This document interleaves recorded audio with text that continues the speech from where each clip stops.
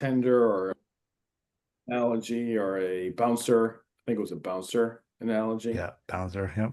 Yeah. So, Ben actually works at a local pub in his town as a bouncer on Thursdays. That's awesome, Ben. Have you had to knock anybody out? Oh yeah, every night. Nice. Just throw up an elbow, man. Sweet. So I'm hardcore. Andy, you have something? Have you I been have a bouncing? question about community and about how you've done the SASE community. There's communities starting up all around. How do you get that to other parts of the world so they can benefit with Write a Boom or the SASE call or automation? I would think that these would. Are there similar communities already in place, or is this something worth really formalizing? You mean like a community of community type things?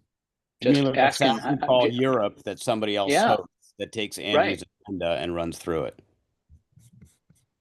Builds Chip, that community up. can you Or say? in Australia. I said a SASE Call Europe that somebody else hosts, but they take Andrew's agenda and run through it on their own. Or you could do it like the Joe Rogan experience. Is anybody familiar with that? No. Where you're basically No. taking clips from this and publishing it? Yeah, so his staff, his technical staff that works on the Joe Rogan podcast, at least once a month. I don't think they do it for every show. They get together and they do a compilation of all the different best moments of the shows, and they do their own podcast that is analyzing and riffing on the original podcast. Huh. What the reason I'm raising this is I think there is so much change coming over this next year around the MSP business that getting the message out and managing the message is going to be responding to thoughts would be tremendous. Yeah, I'll show an idea in a minute, Andy. But it's definitely something we have some thoughts on. But I want to keep on track here for today's call. But it's a great idea, and great seeing you, by the way, in Tampa. Well, Jim's remark brought this up because he's connecting with people there that aren't even aware of what can be done here with SaaS Alerts. Yeah. Mm. It's true. Yeah. Well, look, that's Troop here. Essentially, this is what they're doing, right? Like they've traditionally been a North American peer group, but they've expanded now to Europe and to APAC. And essentially, they've got people in those regions that are taking the content that has been successful here in the US, like Gary's developed, and they're Ben's comment. They're running the playbook over there. So Yeah, and David has a good point. Wish more people are in Discord. It's there's all these great areas of content. Like I said, Andy, I'll show you something in a little bit.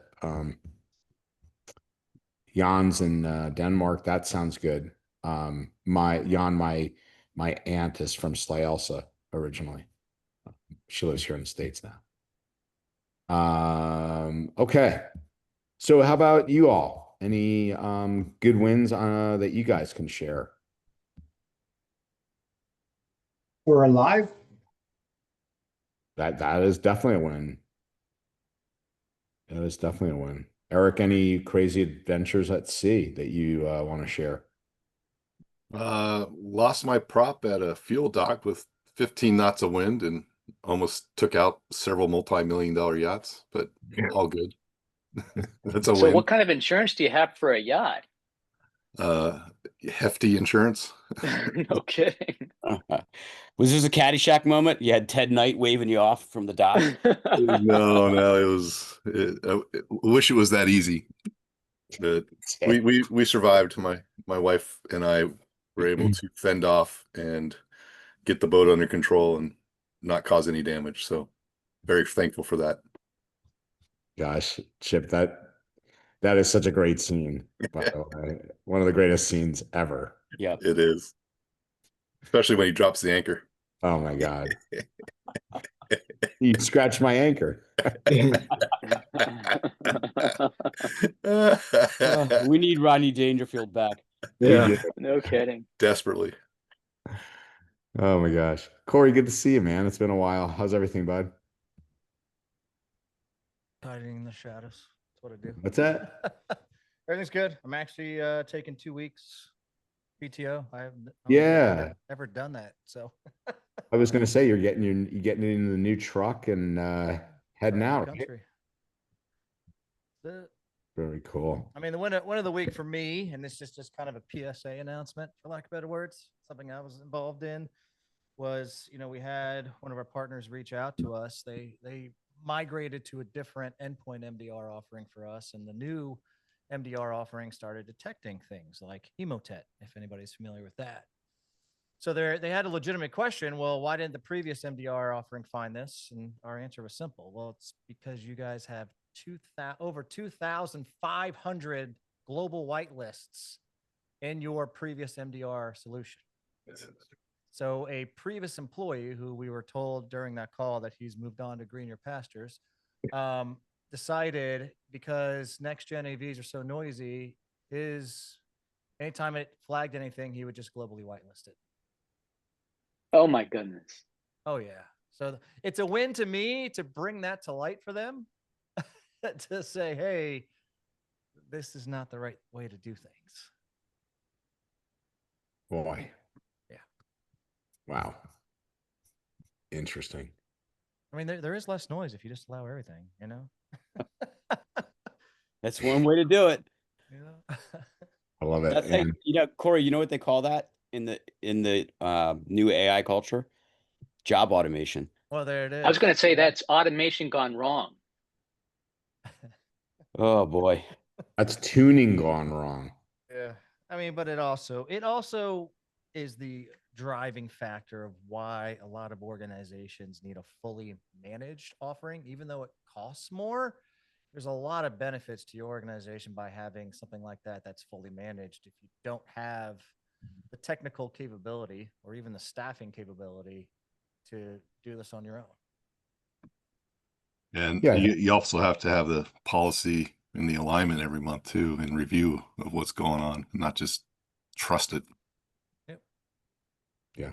Oh, look, there's been plenty of instances where one comes right to mind, Corey, where there's a pretty legitimate MSP that was running a really good EDR that was firing, and they just decided to not look at what it was firing until it was too late. So it's an excellent point you're making.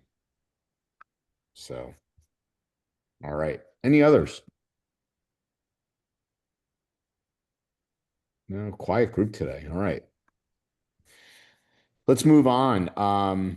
Chip, you and I have our banter every week. I didn't get a chance to send you this one, but this is pretty phenomenal. And I say phenomenal, that not phenomenal in a good way.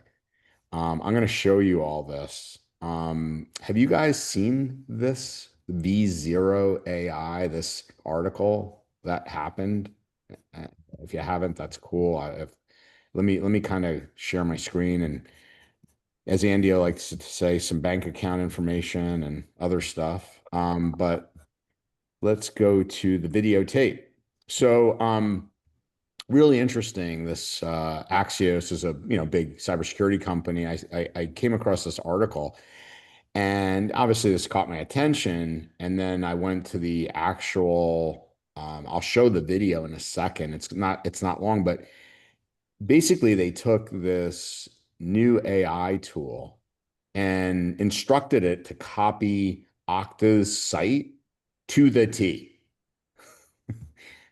Okay, check this out. It's only about 25, 30 seconds. So it says, can you see it, by the way? Yeah, can you Hold on. expand it? Yeah, there we go.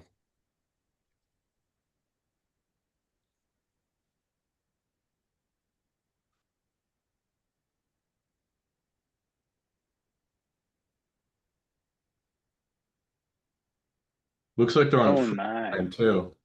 What's that? No kidding. Ron? It looks like they're on a free plan because it says upgrade to premium. Yeah, imagine what premium would do, Leron. Just give you more tokens.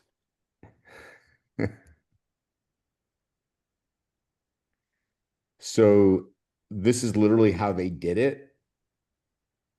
And created the exact domain and then used this for a phishing scheme. So 30 seconds. Wow. So you can only imagine, right? Like using this as a mechanism for authentication, Chip. I mean, who wouldn't think that? I mean, it looks pretty damn legitimate, right? If it's copying it pixel for pixel and code for code. Can you share the link, Andrew, please? Absolutely. Uh-oh, Enrique is going to start a new business as Hmm. a hacker cloning people's websites. So this is the actually I'll show you want to see this one where this is probably a better one from Okta. So Okta does a good kudos to Okta though. They break it down. They didn't hide from it.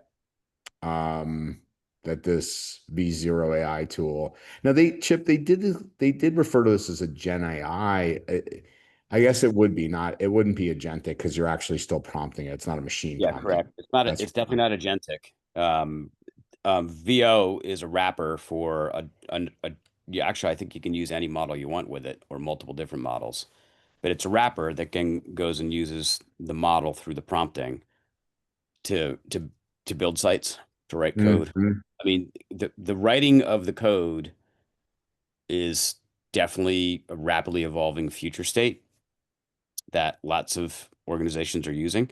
This still has to have some expertise to get wired in the back end, right? Like this isn't going to publish it for you, make it available. But how long is it until somebody in the Black Hat community actually builds that bridge and turns that into as a service?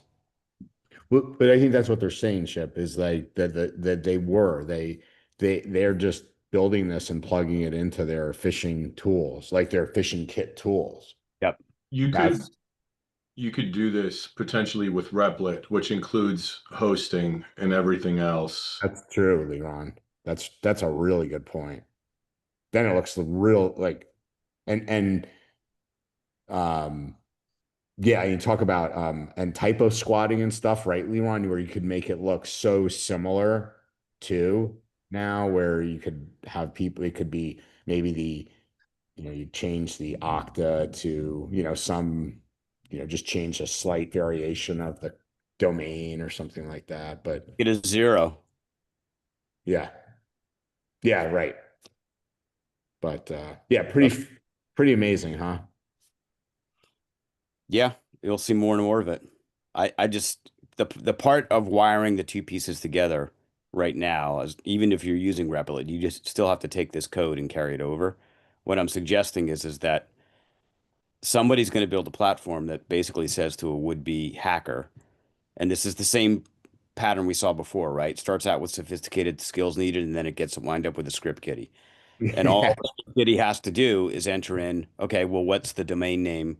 What's the domain that the web or website that you want to mimic?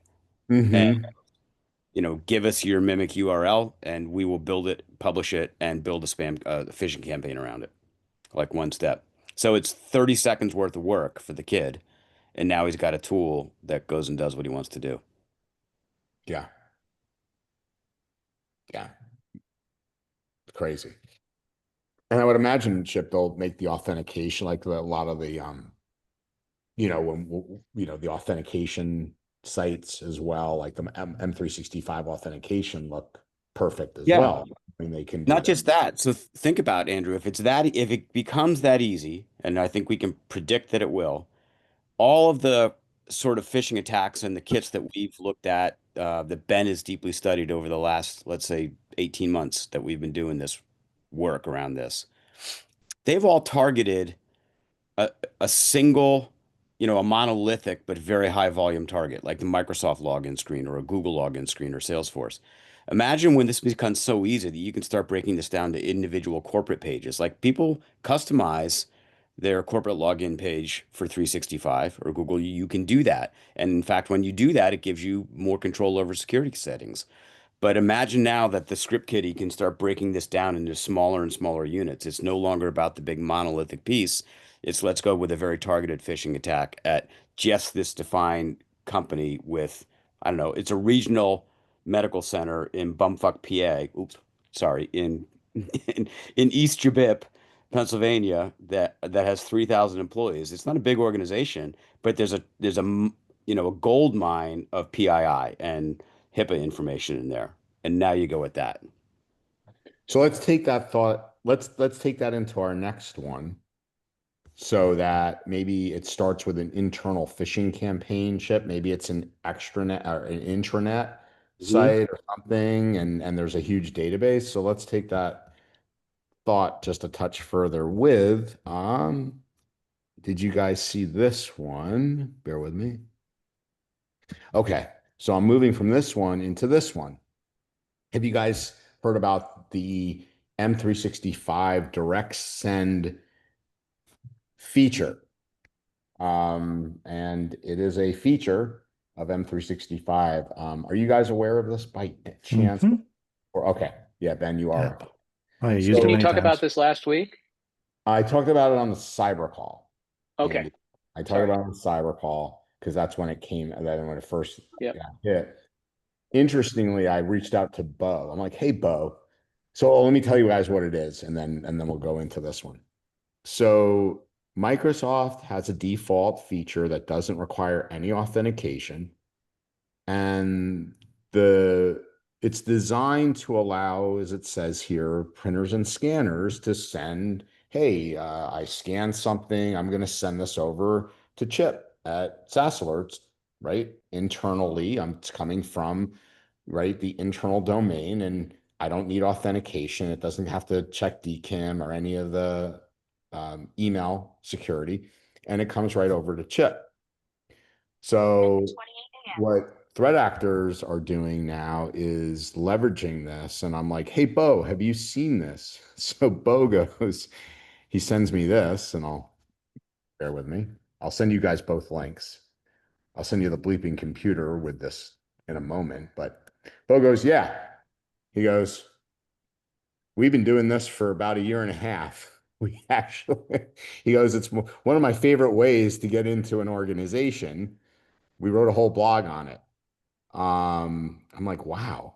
So anyway, Bo goes through this whole thing. Chip, your thoughts on this? And have you guys, it's pretty ingenious and pretty, boy, talk about going under the radar and not getting detected.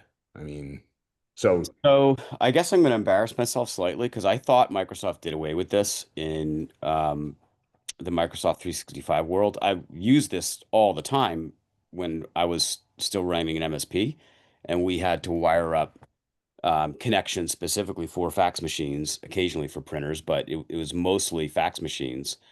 I I actually had no idea that Microsoft was permitting this with 365 until you sent it over to me. So I was super familiar with it, know exactly what it is, but I did not know that this was still possible to do in 365. Maybe because I would never personally in a million years configure a customer this way for something Mhm. that's on the public cloud. Public, I just couldn't imagine it. But yeah, I'm familiar with it. Yeah, but what's interesting is its default, it's on Chip. Yeah, it's It's crazy. so what the threat actors are doing, and then by the way, let me come back here and I'll send you the bleeping computer article that actually, so here's the actual most recent attack. And what they're saying is you can run literally once you're in, they were running a PowerShell script. Here they send the email, and then here Chip, they run this, basically send this PowerShell script, um, which is probably typically going to have some type of an attachment, right? And then the end result was here, and again, an authentication. But the point I was going to make, which you started on with the impersonation of sites, if you're in already, it's, now it could be a spear phishing attack to allow you into a bunch of PII information, right? hey, it's Chip. I need, can you authenticate me into X, Y, or Z? Or Yeah, absolutely. I mean, think about this. If if you're dropping faxes into branch offices or sending from branch offices, and people believe that it's more secure because it's coming to them on paper. yeah, true. So interesting use case. Ben, what were you saying? So remembered the SPF record? Yeah, Yeah, so but I thing thought, I thought you had to set up an SPF record in order to use this, or otherwise your email would be flagged as like spam or something. No, according to it, it's already enabled and it's just basically using, where is it here? It's using the domain, the domain already. yeah, Hmm. it's using the SMTP server. But now a question there's something to dig into is like, does this use legacy authentication? I bet it does. I wonder if you turn legacy authentication off in the Microsoft environment if it doesn't work. Well, Anybody know this is on the call? this is what they said and Bo has it. The Black Hills report has a similar thing of the mitigation steps, and this is just as of Yeah. and Microsoft reported this as of April. This is their mitigation step.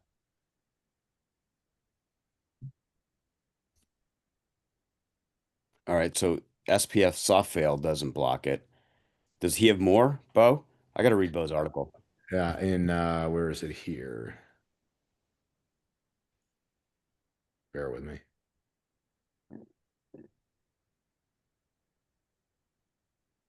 For defenders, here it is.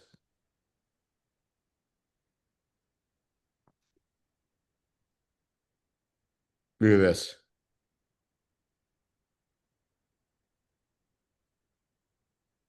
Yeah.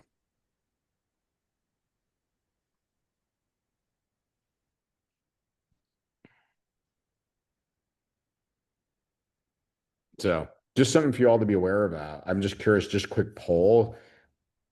If you guys could just be transparent, were you aware of this? That this is enabled right now on everybody? I was aware you could use it for like printers and scanners. That's how we used to do it at my MSP to get so that we could most of those printers and scanners they'd only support like SMTP, and it's usually SMTP only over port 25. They didn't have the capability to do it in encryption, so we had to do something like this before I knew about SMTP to go. Yeah. Yeah. I But it requires port 25 externally, correct, Chip? I mean, once you're in, if you're sending it inside, port 25 is irrelevant, right? Well, no, it'd have to use port 25 outbound. Mhm. But I'm saying once you're in, if you're inside Yeah. the network and you're sending from a scanner in the network and I'm on the same subdomain as you internally, right? Doesn't matter. It's Yeah, unencrypted. I'm still I'm still perplexed about this working in Office 365. If you're using Microsoft's mail gateways as your sender, how they're allowing this? Let me go to the most recent article real quick to show you guys. Bear with me.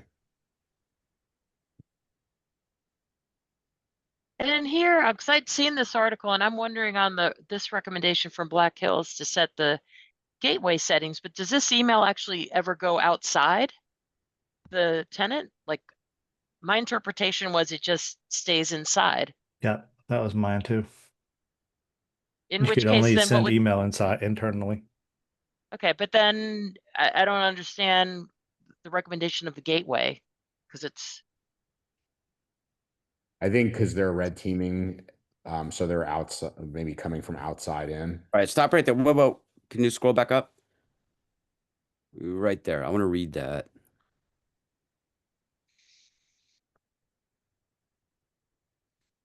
So that does look like, so it is. It will work inside Exchange. I mean, yes, and what I'm reading for is something different. I mean, it does stay inside the company domain, but it also does work on 365. Yeah, it's using your mail server's IP address to send internal email from an internal address.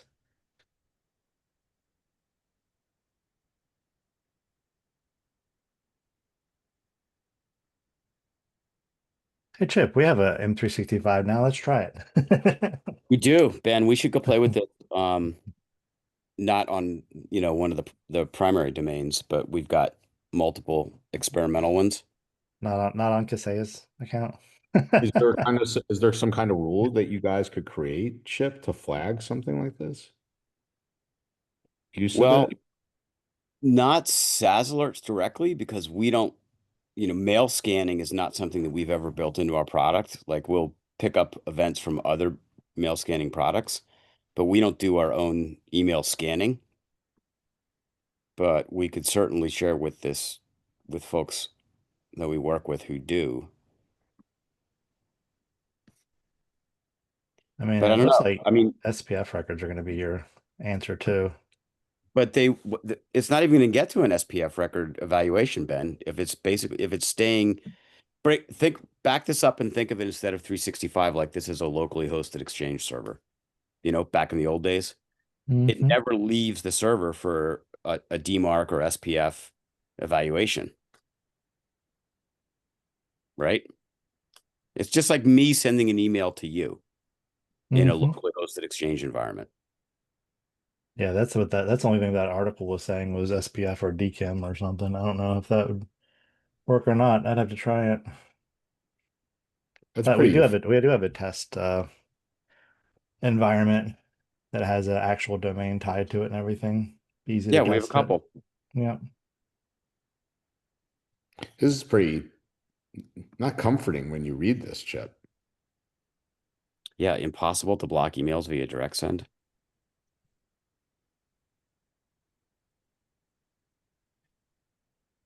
As Anybody such, other than Ann that was already aware of this? is that- Ann and Ben's? Like we have 30 people on the call. I'm not following the chat. Is the chat completely lit up over this? yeah, some people are saying like, David, what can you do you mind coming on, David? Yeah, so I mean the way I'm thinking about this is that someone could send using direct send, not have to authenticate, because if it's not tied to an IP address, someone else can send using that into your domain, and then now they have access to all the internal mailboxes without any filtering. So if they're sending it if they're like pretending they're going to be a scanner, they're now sending that email inbound. It's going to all those internal users and it's a phishing attempt. Nothing's showing up on their side other than user education. Don't click on a link, and they're clicking on something, and then they're then going through the process of handing over their credentials to someone. It's almost like you're enumerating all the users, right, David? Is the way you just said it. Well, yeah, I mean, because if I'm reading the article correctly, it's going to bypass everything, and you can't disable it, and so it's really just an open window into a tenant. Sean, do you mind sharing what happened there? Without obviously saying the client. Do you have Yeah, sure. Sorry, I was having trouble getting off mute there. no worries. Yeah, so the client has Proofpoint monitoring their email, and Which by the way is about as good as it gets, Sean. exactly, right. And then suddenly we started noticing emails getting sent, internally, sometimes even from the user themselves when they said that, well, I never sent this. And we checked the headers on those emails, and they failed all the checks. They failed SPF, failed DMARC, et cetera, yet they were still obviously delivered never touched Proofpoint at all because it's coming internally. So yeah, this definitely seems like how that was done. We've been racking our heads trying to figure out how this came about. Well, Yeah. does this help answer a lot of that? Definitely, yeah. Yeah, thank you. Yeah, Chip, this would be a good, like, I don't know, for lack of a better, I mean, blog to talk about, like, this would be great education, like, I think as an MSP to your prospects, customers. Like, this is definitely a blog you should have on your site. If I had my MSP now, I would just, it's been 30 years since I worked at. Yeah, I would definitely agree. If I'm an MSP, I'm getting this out to my customers lickety split. I noticed that quote that you had highlighted there for a bit, Andrew. So apparently Microsoft is releasing a public preview of a block direct send today or whenever this article is published. Was it this one, Chip? I'm sorry, I don't remember where I was. It's in quotes. It's right about where you are. It starts as such. Oh, here. This article is 2 weeks old. Oh, excuse me, 1 week old. June 26th. Yeah. So has Microsoft released this change? Let's you want me to check AI real quick? Yeah. So I joined today. So is direct send a way to bypass the normal SMTP routing? Yes, it doesn't require authentication. So this is for your fax machine to send it as an email directly into your org. So I don't know if you caught Sean. Or a printer. Yeah, I heard that. I've never heard of this before. This is like mind-boggling. Yeah. Oh, meanwhile, Gary, I know you came a little late. Remember Bo from Black Hills? Yeah. I'm like, hey, Bo, check this out. He goes, I've been doing this for about a year and a half, getting into companies.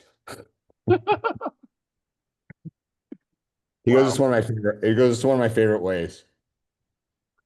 And Bo's always looking, to enumerate everything. So that's interesting. What Sean was saying is that basically it'll tell you all the users, right, Chip, if you do it correctly. Yeah, sorry, I'm reading the stuff that Jason is posting, Jason Greer, in the chat. So he's found some other Microsoft quotes that are a gem. I grabbed that right out of the document that David Bell posted. Agree, Jason. Agree. It does appear that there's a PowerShell command to reject direct send. Yes, that's what they're saying. Direct send to reject it. But then to David's right, David. That's the point is that then it can disrupt the mail, right, Jason? That's what the article I was reading was saying. Is like, hey, be careful with what you're doing here because then you can start screwing up mail. That's the way I read it. Yeah, so. Gary, it doesn't seem as simple as. We definitely need, you know what I'll do is I'll actually see if I can get like I'll talk to like, I don't know, maybe I'll talk to like Kelvin or somebody that has a direct access to Microsoft and see if we can get a Microsoft expert on Chip. Yeah, it can't hurt. Hey, Ben. Ben. I'm sorry, I'm in a virtual machine right now. What's up? Ben's already testing. Yeah, I'm already doing it. make sure you shove this across to the Fortify team to see what we can do to build a control for this in Fortify. Sounds good. That'd be really cool. Talk about a great, like if you could do that, Chip, that would be a great marketing thing for you guys. I'm sure we can. If Microsoft allows you to turn this off, then I'm sure we can build a control for it in Fortify. But to Jason's point, what he posted, that obviously can have consequences. But my guess is that 90% of organizations out there are not using DirectSend for any legitimate purpose, yet it's on by default. Well, given that most people probably don't know didn't know it existed, it's kind of hard to use it. Yeah. Gary, and they say Microsoft like literally says in the art, like up in the beginning, I don't know if I screenshot, but they're literally Microsoft. I was reading their documentation. They're literally like, hey, this is an advanced feature. And by the way, we don't recommend it unless you really know what you're doing. And yet, although yet it's they on, leave. although it's readily Not for available. everybody. Right. So Yeah. That's pretty wild.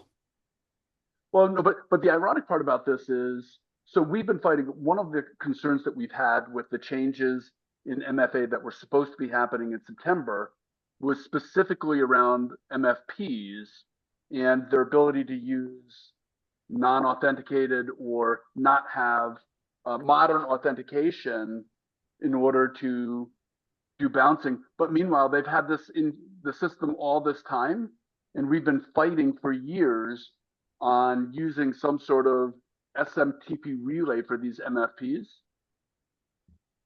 which is weird.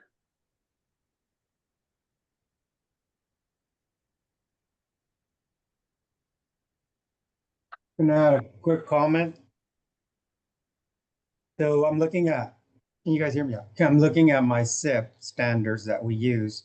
And going back to your comment, Chip, there is an option in SIP to set direct send state. Set the state of direct send in Exchange Online. Direct send allows applications to send emails directly to Exchange Online mailboxes as the tenant's domain without requiring authentication.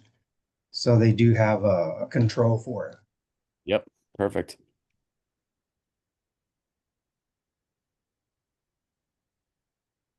Wow. There we go. Andrew, I would predict within a couple of weeks worth of calls, SaaS calls, you're gonna when you ask our team for updates on product, you're gonna see one on this. that's awesome. And you guys should scream that from the hills, Chip, as from a marketing, the like webinar marketing. And then those of you on here use that as a lunch and learn. Like, this is a really good enablement thing, especially I would say for anybody that's regulated. I mean, obviously for any company, but you certainly could get your regulated prospects' attention if you have a big customer or big prospect that's regulated about, hey, here's a technique that's being used by threat actors. Because think about it, if they have PII, PIHI, anything that CMMC, anything that could really become, inherently bad for them and their supply chain and reputation. My sense is someone will listen to you. So really use this to your advantage. So yeah, maybe Chip, once you guys have that ready, we can do a whole, like I said, I'll see even if I can get Bo on. We could do kind of like a, little video / blog thing that the partners can use. Oh, we could have a ton of fun with that. We could leave one domain sitting out there unprotected and tell Bo to go attack it and set a live policy and Fortify and shut it down. Yeah. Yeah. Can we edit the recording and remove all this so people don't laugh at us and say, man, look at all these MSPs that are securing us and we're not aware of this issue? I'm new, so I have an excuse.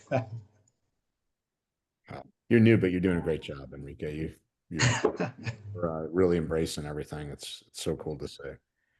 Anyway, so that was one that I just wanted to, I'm glad, I'm like George Costanza today, Chip. I'm going to leave now.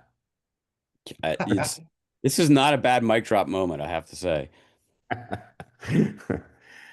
All right. Last thing I had. So we started to talk about last time a little bit about this ISO 42001. It's kind of technical. I'm not going to deep dive it today, but I did come up with some questions for kind of an AI readiness for you all. I'd love your thoughts on these. And Chip, I do have a few questions I wanted to ask you that I came up with. Sure. Almost in the Gary Pica, Sean Evans style format for you. So we're not going to have hot ones wings available, although I would love to do that with you sometime. You want me to go grab some like Cholula sauce out of the fridge and I got to take a hit every time you ask a question? Yeah, exactly. But I thought this stat was interesting and I would say promising for us if we, can get our questions correct and our kind of how we want to approach this from I'm using the term VCISO. Again, I don't want to bastardize the way we did with VCIO, but I really am hopeful that people embrace, building that practice. The reason I thought this stat was interesting was, historically, if we think about our businesses, things would typically start at enterprise and then kind of come down, right? We're later to adopt on the margin. Fairchip, SMB on the margin adopts on the crossing the chasm once it, enterprise and, so when you look at, only 37% of mid-market have a well-defined AI strategy. What does that probably say for our typical SMB customer? I would put it probably in the 75 to 90% probably don't have a well-defined, clear roadmap. I'd love to see how they built this. I mean, first off, the phraseology even gets me. This like 37% of mid-market executives. I assume they mean like mid-market CISOs, because there's no way that 37% of mid-market executives overall have any idea of an AI strategy, like just none. But I know I'm nitpicking, but I would just really wonder about that. I'm surprised it's this high if this study is accurate, setting aside the poor choice of terms. I'd really be stunned if it's this high. Well, my point is, let's say it even was this high. What does it say for SMB is my point simply, is that maybe 2%. Right. So I think there's a pretty big opportunity for us to go in and start asking some key questions. Now, I kind of phrase back to, like I said, this framework, like we need some type of lexicon to work from of the questions. But I did build some out for you all. And again, I'll send this deck over to Ben. But I came up with, how you might approach a customer or how you might build kind of an assessment question. Sorry, my Zoom is, there you go. But yeah, like, when talking to, a business owner, it's like, if I was talking to you, Gary, I'd be like, hey man, do you have certain workflows that are error prone, when you, think about your company, like whether it's in the PSA, whether it's in document management, whether it's in onboarding, right, Gary? So like, I'm talking to you from, as you think about your business, right? I know enough about your core applications that run your business. And then, start to kind of dig down a little, would it matter if one of your competitors in Rhode Island was leveraging this better, was more automated than you, et cetera, et cetera.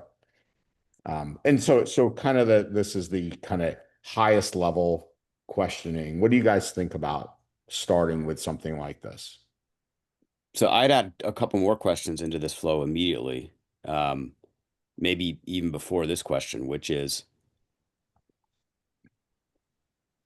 do you have team members in the organization that are using AI today to do work, to do research, to do anything? That's question number one. Presuming that the answer is going to come back, yeah, I hear a couple people talking about it, but I don't really know what they're doing, which I would expect in a lot of small businesses. The next thing I would maybe make a statement, but it's kind of a question statement, which is, are you aware that when your employees are using ChatGPT free tier or Gemini or X or anything else, that there's no privacy policy, and in fact, all of those companies explicitly state at their free tier, they can use your data for whatever they want. That's really good, Chip. So the next question then is, or maybe recommendation, and I think as MSPs, we should be beginning to grow muscles around this. Andrew, you and we've talked a lot on these calls over the last 2 years about how do you engage with your customers for follow-on sales, for consulting engagements, for helping them improve their security. And this is definitely an area that's growing. They need to be thinking about how they evaluate which tools they're going to use, understand that the only way they get privacy and terms of use protections that don't allow their data to be used is if they're in a paid tier of one of these LLM products. And make sure that they're adding to hopefully the computer use policy that you've already written for an MSP, an AI usage policy, so that it's super, super clear that using any company data in a public, non-paid, or non-approved large language model interface is against company policy. Yeah. Yeah. Really good, Chip. In fact, I think one of the questions I had was similar, right? But have you been pitched AI tools? Are you using AI tools? Are you, so, but yeah, 100%. And then, if you could automate one thing in your business today, what would it be that would, have the biggest impact? Yeah, a lot of I think your questions are better than the ones I came up with. Not surprising, but I have a question for you, Chip, which is, I wrote this down. What's the one process at SaaS Alerts that you refuse to automate with AI, no matter how tempting it is? The one that I would refuse forever, like I can see myself saying, no, we're never going to automate that. How about for the foreseeable future where you're like, hell no, I won't do that? For me, I would say it's most of our automate with AI, because I'd have to make that caveat because they're already mostly automated, but it would be our billing and banking processes. I wouldn't want to turn that over to an AI to make algorithmic decisions for how that stuff should work. Nailed it. Yeah, Eric put that in. Did you not? Eric Monroe threw that in chat. Oh, I didn't even see that. Yeah. So yeah, great minds think alike, Eric. It must be all the yacht rock that you listen to. How That's about HR? It's funny you say, Enrique, just real quick, and I've said this probably before, the two areas that were used the most in AI is HR and legal, Chip. But yeah. Go ahead.